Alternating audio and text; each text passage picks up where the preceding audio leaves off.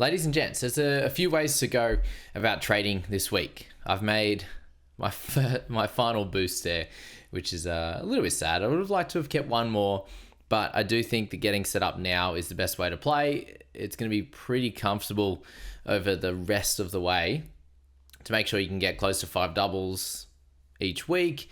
And, considering now we're building a lot of our guns and, guys that are on our benches are actually, scoring pretty well now. I haven't got any duds personally.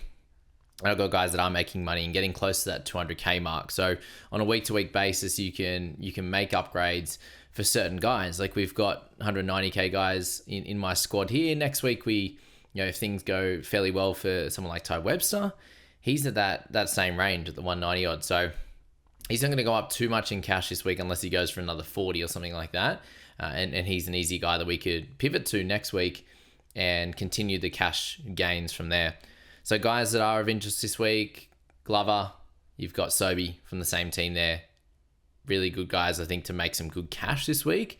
In terms of scoring, Matt Hurt's one of the big guys there, and pretty much the main center that you want to target that is on a double. You've got Menenga in there that can be serviceable, but that 32 that Hurt got in one game, you can double that compared to obviously Menenga's 32 from the 2 games that he had last week.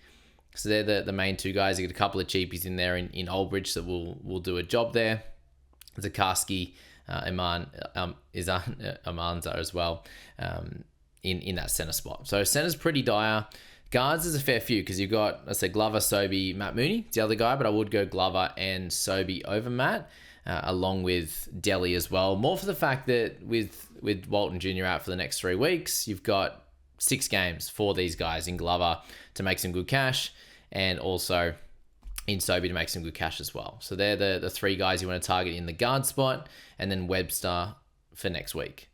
In the forwards, Doolittle's the guy for next week. You can get him now if you're pretty happy with where you're at. You don't have that little bit extra to get hurt, or you're not too fond of where he's going to be at. Plenty of decisions to make there. Malik Lewis at 150k, I think is a really good little spot.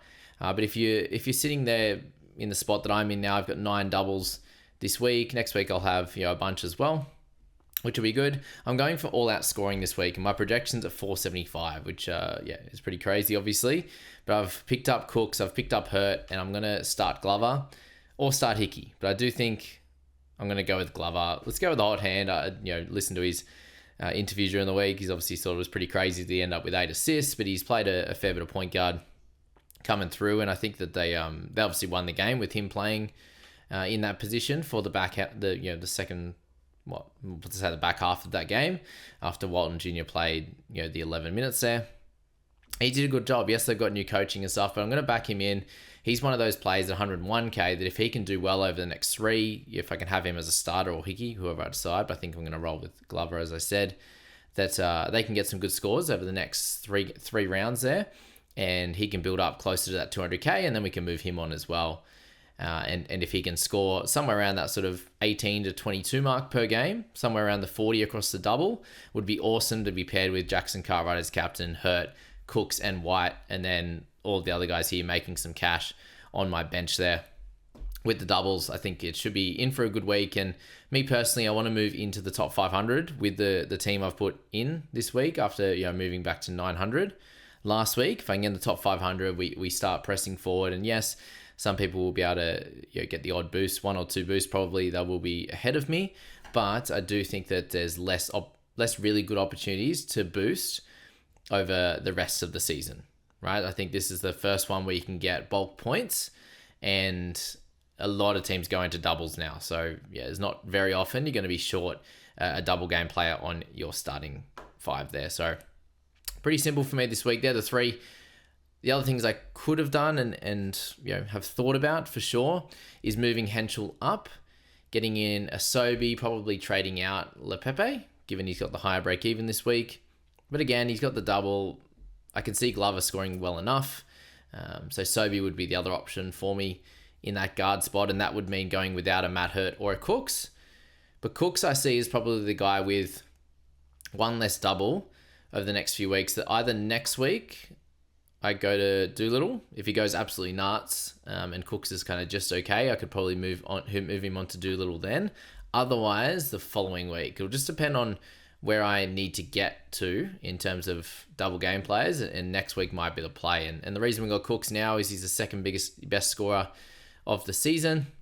If he can get somewhere near that 38.7 average across the two, along with Jackson Cartwright, and if all these guys hit their averages, apart from Glover, if he gets up near that sort of Hickey average now, that he has likely has this new role, and we'll obviously check out him in that start at 5:30 there.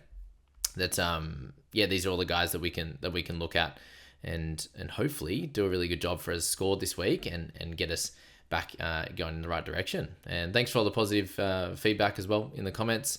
That's been nice. It's obviously a newer venture for me to go through the NBL stuff as well as the BBL and then the NRL stuff.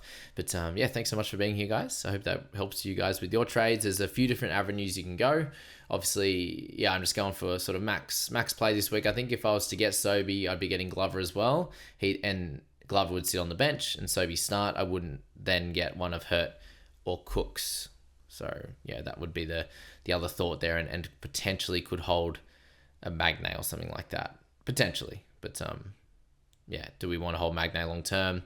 We don't really want to hold Oliver long term. So, and then Kendrick Davis, he'd have to be sold, obviously, being in the guard spot. So, which one of those two are you super excited about? It's probably Magnay that you would hold, but it's not super exciting. And I know these guys, I can lock them in for a bunch of weeks and feel safe in the scoring and not have to stress too much about it. That's the big win of it. And thanks for this one. See you in the next one.